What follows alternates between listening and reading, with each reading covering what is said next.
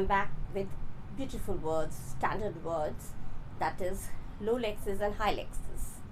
Welcome to all my viewers to your own channel, Indian Instant Education. And without wasting any time, I'm going to start this video. Okay. पिछले video में मैंने my last video I have discuss some words. मैंने पिछले video में कुछ words discuss किए थे जो आप लेटर या कंपोजिशन आर्टिकल या रिपोर्ट राइटिंग कुछ भी आप लिखेंगे तो उसमें जो वर्ड्स आप यूज़ करते हैं वो बहुत स्टैंडर्ड होना चाहिए.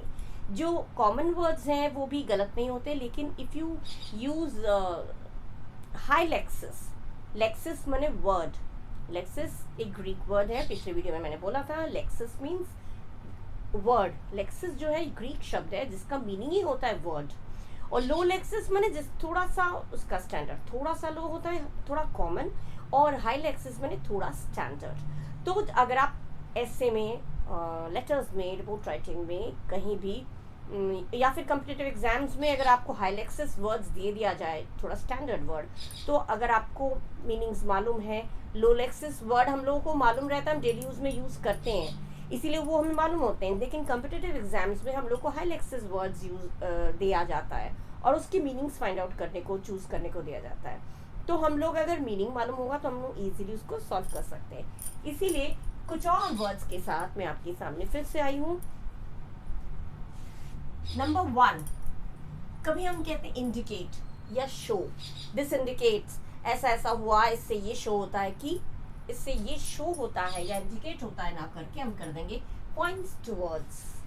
दिस थिंग पॉइंट्स टुवर्ड्स करके जो बात है, इंडिकेट माने भी दिखाना, शो माने भी दिखाना. इससे ये शो होता है, इससे ये पता चलता है, ये नजर आता है, जिसे हम लोग बोलते हैं, उसको हम इंडिकेट या शो ना बोल के हम पॉइंट्स टुवर्ड्स यूज करें तो स्टैंडर्ड होगा. Next it is at conclusion. जब हम लोग किसी कंक्लूजन पे आते हैं, जब हम किसी एंड पे आते हैं, इससे हमें ये पता चला, इससे हमें ये कंक्लूजन, निष्कर्ष जिसे हिंदी में बोलते हैं, राइट, इससे हमें ये निष्कर्ष निकाला या इससे हमें ये कंक्लूड किया. तो कंक्लूजन ना बोल के अगर आप करेंगे we have arrived at, I have arrived at, इस बात, इतना सब कुछ जानने के बाद मैं ये निष्कर्ष निकाला, क्यों ये निष्कर्ष निकाला या ये कंक्लूजन निकाला ना बोल के आप कह सकते हैं आई have arrived eight. Arrived at standard हो जाता है. बस इसकी जगह पे आप ये यूज करेंगे तो आपका जो भी रिटन, जो भी राइटिंग स्किल में आप जो भी लिख लें वो आपका स्टैंडर्ड हो जाएगा. अच्छा, रिटन बाय. रिटन बाय सबको मालूम है, रिटन बाय इसके द्वारा लिखित हिंदी में बोलते हैं, उसको रिटन बाय ना लिख के आप एट्रीब्यूटेड बाय, एट्रीब्यूटेड बाय, ये एट्रीब्यूटेड बाय, रिटन बाय ना लिख के एट्रीब्यूटेड बाय लिखेंगे तो ये ज्यादा आपका स्टैंडर्ड हो जाएगा. अच्छा, इंक्लूड्स द प्रीवियस रिजल्ट्स, माने कोई भी चीज़ आप रिजल्ट दे रहे हैं, कोई चीज़ आप दे रहे हैं कि इसमें जो मैं रिजल्ट निकाल रहा हूँ या जो मैं क्या बोलते हैं रिजल्ट को, फल, जो मैं एट लास्ट जो रिजल्ट निकाल रहा हूँ, जो फल है, उसमें प्रीवियस रिजल्ट्स भी इंक्लूडेड है, पुराने पीछे के जो रिजल्ट्स हैं वो भी उसमें शामिल है. तो इतना बड़ा वर्ड ना बोल के आप कर सकते हैं बियर आउट. बियर आउट एक वर्ड हो गया. बियर आउट माने पीछे के रिजल्ट्स, माने पुराने रिजल्ट्स भी इंक्लूडेड हैं, प्रीवियस रिजल्ट्स भी इंक्लूडेड हैं. किसी चीज़ का फल निकालते हैं तो उसमें पीछे का, और जैसे आप लोगों का उसमें होता है मार्कशीट में जो आपको एग्रीगेट दिया जाता है, वो केवल final exam, half year exam सब मिला के ही तो होता है, तो वो उसमें शामिल जो एग्रीगेट निकलता है वो प्रीवियस रिजल्ट्स मिला के ही एग्रीगेट दिया जाता है. तो ऐसे अगर हम while writing we use bear out then it will be good, standard हो जाएगा. अच्छा, next is indirectly mentioning something. Indirectly अगर किसी को किसी चीज़ की और हम मेंशन कर रहे हैं, किसी इनडायरेक्टली मतलब हम किसी चीज़ को बताना चाह रहे हैं, तो एल्यूड टू. एल्यूड टू माने डायरेक्टली किसी को ना बोलना, इनडायरेक्टली किसी चीज़ को, मेरा अंदाज़ा ये है, किसी चीज़ पे हम अंदाज़ा लगा रहे हैं, इनडायरेक्टली हम किसी चीज़ को मेंशन करना चाहते हैं तो उसकी जगह पे हम एल्यूड टू यूज़ कर सकते हैं. अच्छा, कोटेशंस, ये उन्होंने कोट किया, सुभाष चंद्र बोस जी ने कोट किया या गांधी जी ने कोट किया. कोट किया तो कोट किया, कोटेशंस ना बोल के he puts forward. Gandhi ji ने ये कोट किया या ये कोटेशन दिया, तो कोटेशन ना करके हम puts forward, he has put forward this statement, put forward या पुट्स फॉरवर्ड, ये बहुत ही स्टैंडर्ड हो जाता है, ठीक है। कम्स आफ्टर अनदर, एक के बाद एक, एक के बाद एक अगर यूज होता है तो हम कहते हैं फॉलोड बाय। एक के बाद एक घटनाएं होती रही, incidents, one after the another incidents happened, तो followed by, one incident followed by another, followed by use हो जाता है तो इन बहुत ही स्टाइलिश हो जाता है। कम्स आफ्टर अनदर मतलब फॉलोड बाय। इसके जगह पे आप ये यूज करेंगे तो आपका जो भी लिख रहे हैं आप बोल भी सकते हैं। ज़्यादातर जो बोर्ड एग्जाम्स में आप लोगों को जो एस्से लिखने को आता है, कंपोजिशन लिखने को आता है, जो आर्टिकल या रिपोर्ट राइटिंग या लेटर्स इवन अगर आप लिख रहे हैं तो उसमें ये वर्ड्स अब अगर आप यूज़ करेंगे तो आपको मार्क्स ज़्यादा मिलेंगे। टीचर अगर पढ़ेगा तो वो ये सोचेगा भाई इसकी standard of writing is very high, इसका ये हाई लेक्सिस यूज़ किया है, मैंने हाई क्वालिटी वर्ड्स अगर आपने यूज़ किया है तो उसमें मार्क्स अच्छे होते हैं। एक इम्प्रेशन अच्छा पड़ता है, इम्प्रेशन अच्छा पड़ता है। अगर आप बोल भी रहे हैं तो बोलने में भी सामने वाले पे इम्प्रेशन अच्छा पड़ता है कि भैया बड़े स्टैंडर्ड वर्ड्स यूज करता है, ठीक है। यूजफुल, यूजफुल सबको मालूम है यूजफुल क्या होता है। यूजफुल माने लाभदायक। अब यूजफुल की जगह हम इफेक्टिव कह सकते हैं, फ्रूटफुल कह सकते हैं, एडवांटेजियस कह सकते हैं, कंस्ट्रक्टिव कह सकते हैं या फिर बेनिफिशियल। ये सारी चीजें हम इसमें कह सकते हैं। ये सारी चीजें अगर हम कहेंगे तो ये हमारा स्टैंडर्ड हो जाएगा, थोड़ा सा स्टैंडर्ड हो जाएगा। अच्छा, एम्प्टी, एम्प्टी माने खाली, खाली या ब्लैंक या वर्स, ठीक है। एम्प्टी माने एकदम खाली, तो खाली की जगह पे आप ब्लैंक लिख सकते हैं, बेयर लग सकते, बेयर माने भी खाली, ब्लैंक माने भी खाली। और यूजफुल की जगह इफेक्टिव, ये वर्ड्स यूज करेंगे तो ज्यादा स्टैंडर्ड लगेगा। यूजफुल है, this thing is very useful, तो यूजफुल ना करके आप कहेंगे this thing is very fruitful, ये जो काम कर रहे हो दिस इज वेरी यूजफुल, ये बहुत ही यूजफुल ओपिनियन है, तुमने कोई राय दिया, it is your opinion is very useful. Useful ना करके अगर आप फ्रूटफुल लिखेंगे स्टैंडर्ड हो जाएगा। एडवांटेजेस में नहीं, फायदे व कंस्ट्रक्टिव बेनिफिशियल सबका मतलब यही है। यूजफुल ना यूज करके इन वर्ड्स का यूज करेंगे तो उससे स्टैंडर्ड हाई हो जाएगा आपका।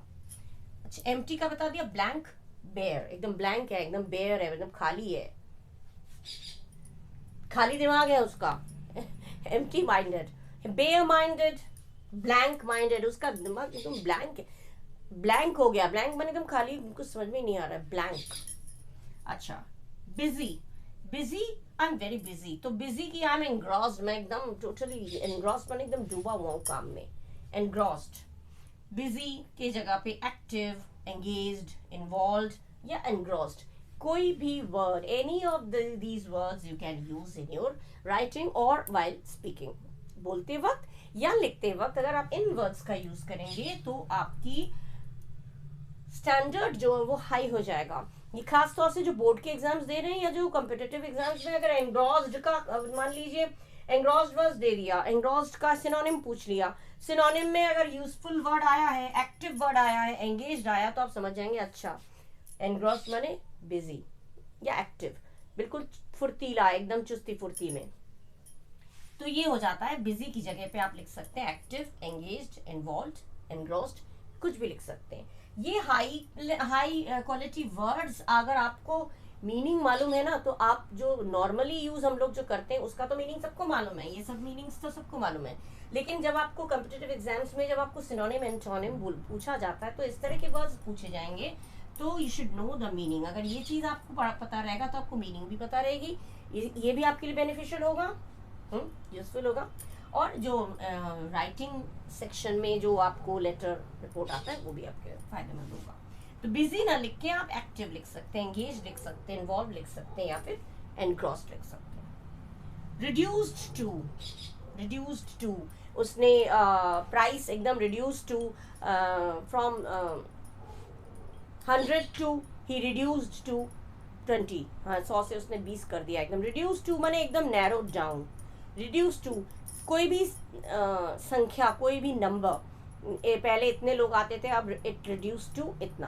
पहले 1000 लोग आते थे, अब now it reduce to 20, reduce to 30। Reduce to माने कम हो जाना, तो रिड्यूस टू जैसे कोरोना पहले बहुत ज़्यादा होता था, इतने दिस मच पीपल, अगर कोई नंबर दे दिया इतने 1000 या इतने लाख पीपल होते थे कोरोना, अफेक्टेड होते थे कोरोना से। Now it has reduce to, कम संख्या आप दे देंगे, कम नंबर, लेकिन अब जो है वो इट हैज रिड्यूस टू करके ना देखिए, it has narrowed down, it has narrowed down to hundreds and 200s, इस तरह से। अच्छा, बैड, रिड्यूस टू का नैरोड डाउन, रिड्यूस टू ना लिखे नैरोड डाउन लिखेंगे, स्पेशल एकदम स्टैंडर्ड लगेगा।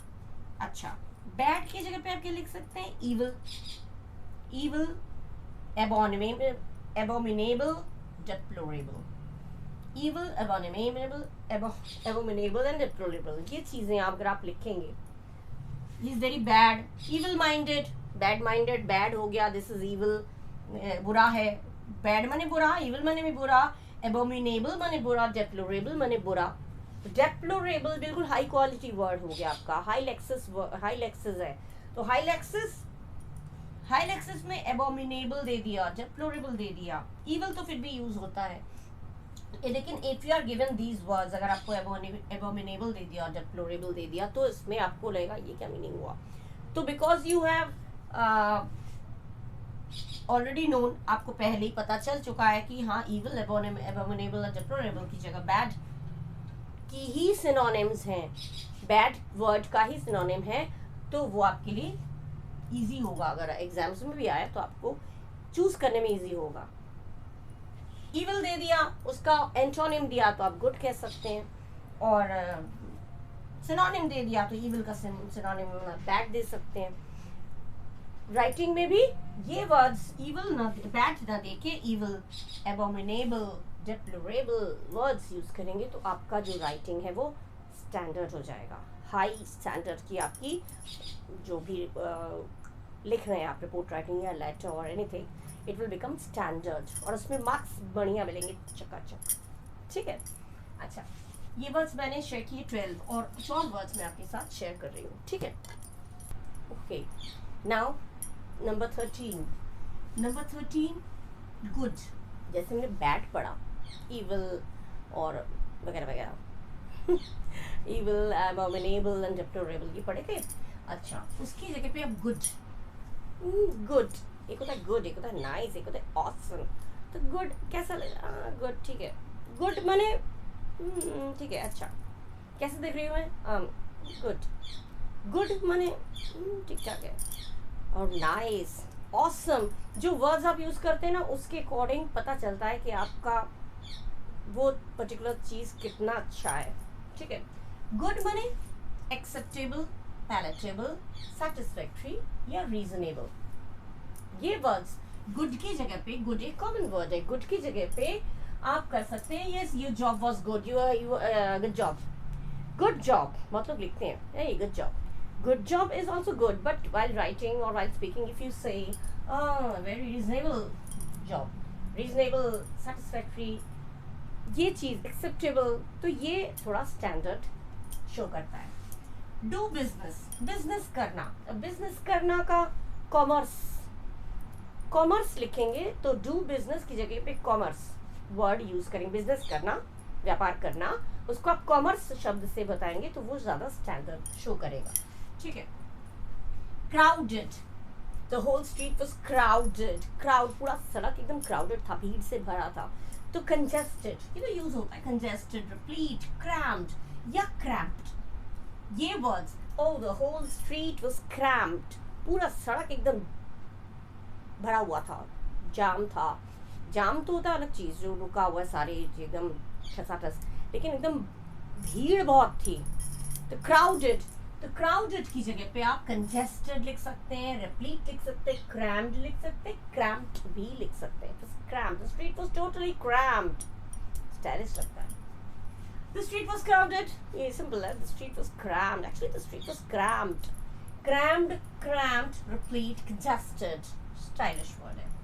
अंडर स्ट्रिक्ट कंट्रोल या और केयरफुल सुपरविजन, किसी के स्ट्रिक्ट कंट्रोल के अंडर में या किसी के केयरफुल सुपरविजन, किसी के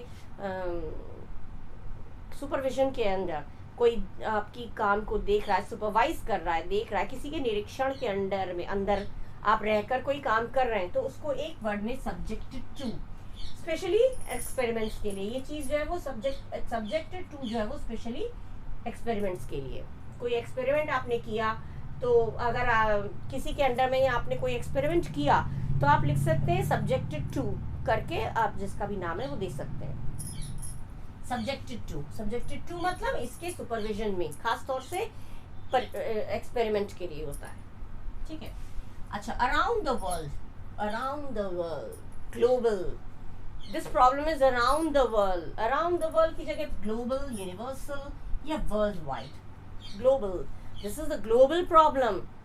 कोरोना पूरे दुनिया में फैला, it is a global problem, it's not of a particular city or a particular area, but it is a global problem, it is a universal problem, it's a worldwide problem, पूरे दुनिया में फैला हुआ है, फैली हुई है जो भी है। तो वर्ल्ड वाइड, ग्लोबल, यूनिवर्सल, ये वर्ड्स जो वो स्टैंडर्ड दिखाता है।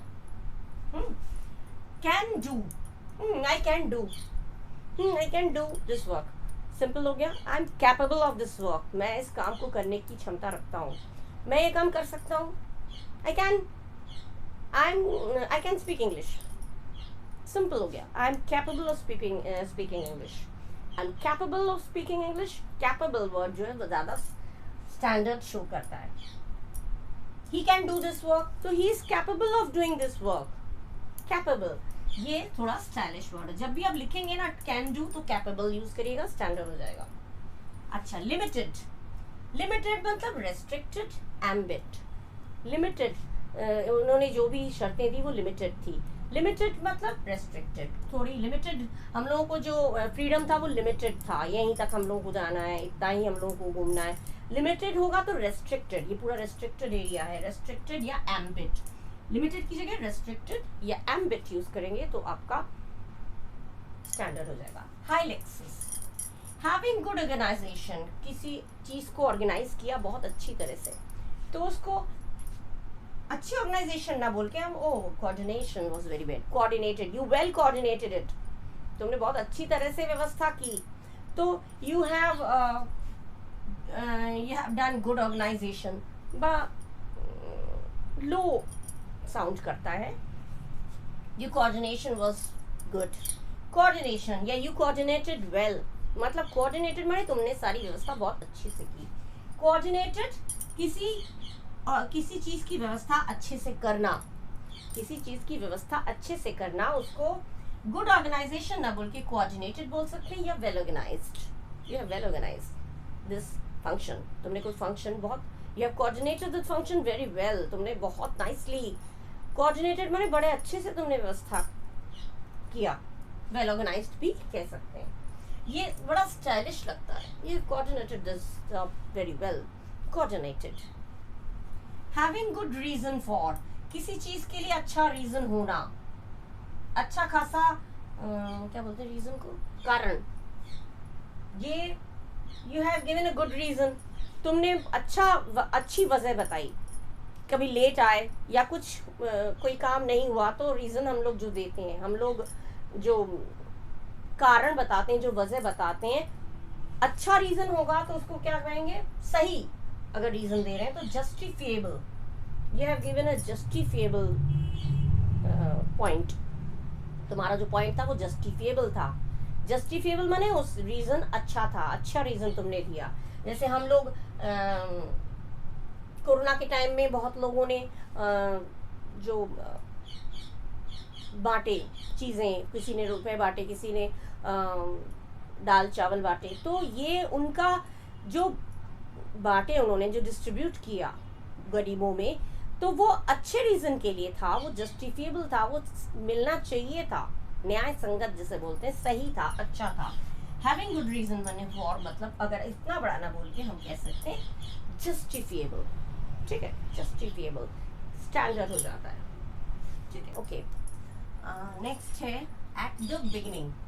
एट द बिगिनिंग, शुरुआत में, एट द बिगनिंग लगने लिख के आप लिख सकते हैं इनिशियली, इंट्रोडक्टरी, प्राइमरी। इनिशियल या initially, at the beginning, initially शुरू शुरू में, जिसे हम लोग कहते हैं ना एट द बिगनिंग। इनिशियल या इनिशियली, एट द बिगनिंग मतलब शुरू शुरू में। शुरू शुरू में के लिए इनिशियल या इनिशियली, इंट्रोडक्टरी, प्राइमरी, ये वर्ड्स यूज करिए तो बहुत अच्छा होता है। आफ्टर, आफ्टर के बाद, आफ्टर इजी वर्ड है, आफ्टर का हो गया सब्सिक्वेंट। आफ्टर की जगह पे यूज करेंगे सब्सिक्वेंट, माने बाद में जिसे कहते हैं। बिफोर माने पहले, तो पहले की प्रायर टू या प्रीसीडिंग, प्रायर टू या प्रीसीडिंग। बिफोर इसके बाद, इसके पहले कभी लिखना होता है तो इसके बाद लिखना होगा तो सब्सिक्वेंट, इसके पहले हो जाएगा तो प्रायर टू या प्रीसीडिंग, ठीक है। Powerful, God is powerful, he is powerful. God के तो ओमनीपोटेंट यूज होता है, God is omnipotent, God is all powerful, God is all powerful, God is omnipotent. तो ऑल पावरफुल के लिए हम कर देंगे ओमनीपोटेंट। पावरफुल के जगह पे हम लोग क्या क्या वर्ड्स यूज कर सकते हैं? Prodigious, invulnerable, omnipotent and robust. Prodigious, invulnerable, omnipotent and robust, ये वर्ड्स आप यूज कर सकते हैं in spite of powerful. Powerful word easy है, इसकी जगह पे ये वर्ड्स अगर आपको दे दिए गए तो आप सोच लीजिएगा, अगर सिनोनिम एंटोनिम भी दिया गया, प्रोडिजियस दे दिया और कहा कि इसका मीनिंग क्या, कौन सा मिलता जुलता मीनिंग है, सिनोनिम है तो आप यूजफुल, सॉरी पावरफुल रहेगा तो या इनवल्नरेबल रहेगा तो आप समझ सकते हैं कि ये इसका सिनोनिम है, ठीक है। तो इतने वर्ड्स मैंने आपके साथ शेयर कर लिए हैं, और अगर आपको और वर्ड्स इस तरह के बहुत वर्ड्स हैं, मैं कितना शेयर करूं, बहुत ज़्यादा वर्ड्स हैं ऐसे जो आप लोगों को मालूम भी होना चाहिए इनफैक्ट आई थिंक, क्योंकि जब आप लिखेंगे तो आपका जो स्टैंडर्ड ऑफ राइटिंग जो है वो अच्छा हो जाएगा। इसके लिए ये वर्ड्स यूज़ होना बहुत ज़रूरी है, आपके लैंग्वेज को स्टैंडर्ड बना देता है, whether you are writing or you are speaking in any way, this makes your language standard one. High lexis का मीनिंग ही यही है।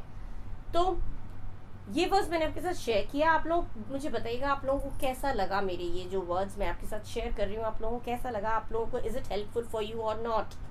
कमेंट भी करिएगा, कमेंट करके बताइएगा, और अगर आपको और वर्ड्स इस तरह से चाहिए तो मुझे कमेंट करके बताइए, ma'am please provide us some more words like this, ठीक है। मैं आपके साथ शेयर करूँगी, और भी बहुत सारे वर्ड्स हैं लाइफ में यूजेबल है ये चीज़ें। तो यहाँ पे मैं वीडियो एंड करती हूँ, for the time being I am ending my video here, and अगले वीडियो तक के लिए बाय बाय, और सब लोग अपना ध्यान रखिएगा, खुश रहिएगा, अच्छे से पढ़िएगा और खूब तरक्की करिएगा, ठीक है। Till then bye bye and thank you.